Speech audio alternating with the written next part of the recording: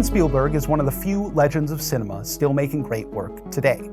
His 2021 remake of West Side Story is a dazzling improvement on the original, and his beautiful 2022 film, The Fabelmans, was both an emotional cinematic experience and a deeply personal confessional.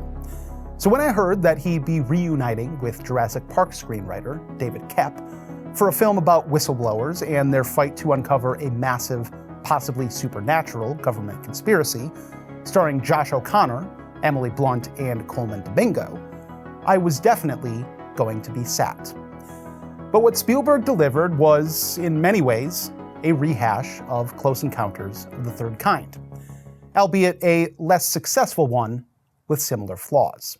Disclosure Day starts by dropping us right into a story already in motion. Daniel Kellner, a cybersecurity expert played by O'Connor, is in the middle of a hostage negotiation.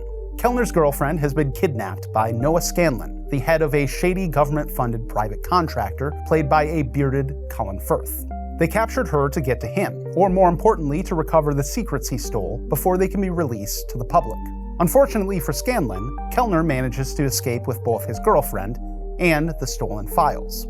From there, we are flung into a thrilling cross-country journey that includes a manic weatherwoman named Margaret Fairchild, played by Emily Blunt, excellent name there, Stevie, who suddenly feels herself drawn to Kellner, mystical devices that grant their users strange powers, a game of cat and mouse with Kellner's former employees nipping at his heels, riveting car chases and a gripping train collision, and debates about journalistic ethics and religion.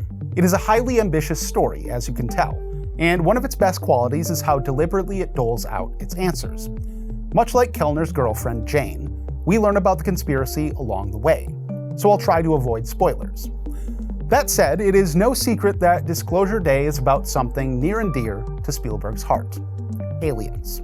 With Spielberg returning to such a passionate subject, it is not surprising that there is a lot to love about this film. His eye for blocking a scene is as great as ever, and his command of pacing makes the 2.5-hour runtime fly by. The action scenes are well shot and propulsive, and he's one of the only filmmakers working today who can make a shot of a character simply looking at something feel like the height of drama. The performances throughout are quite good.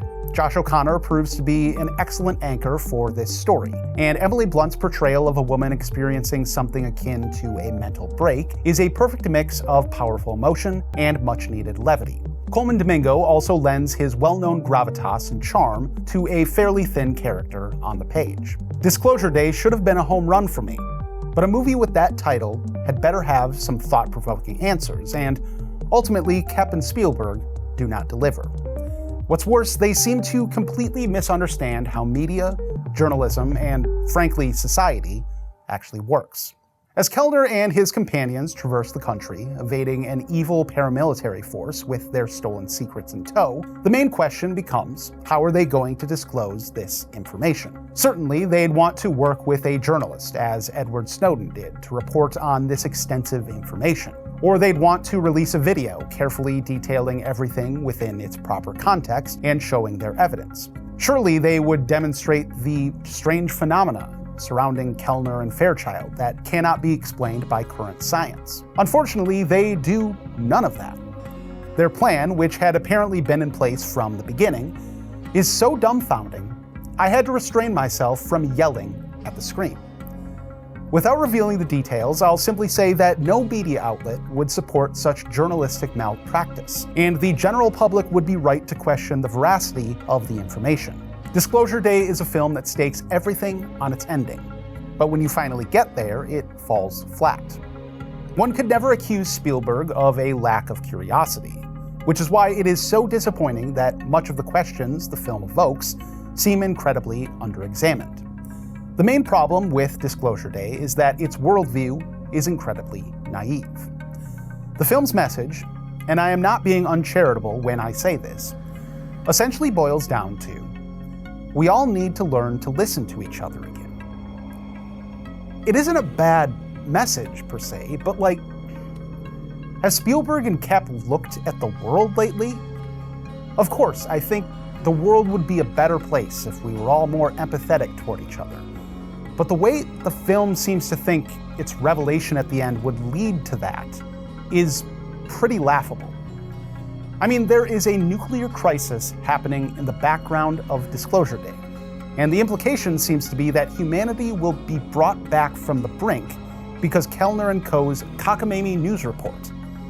To quote Will Menaker on Letterboxd, "The movie is grounded in the touching belief that if only people could just see the raw, uncensored truth on their phones or the TV, then it would change everything."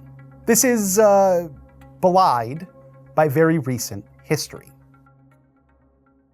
Ultimately, Disclosure Day fails for me in the same ways that Close Encounters of the Third Kind does. The answers surrounding the aliens simply aren't all that interesting. In some ways, it's even worse because this is a rehash decades later, using imagery we've seen plenty of times before, and it brings nothing new to a well-worn genre. So while much of the filmmaking confirms our boy Stevie has still got it, and much of this ride is quite thrilling, Disclosure Day ultimately feels like a Bugatti parked beside a trailer. Legendary director, mediocre product. I'm giving Disclosure Day 3 out of 5 stars. It is currently playing in theaters.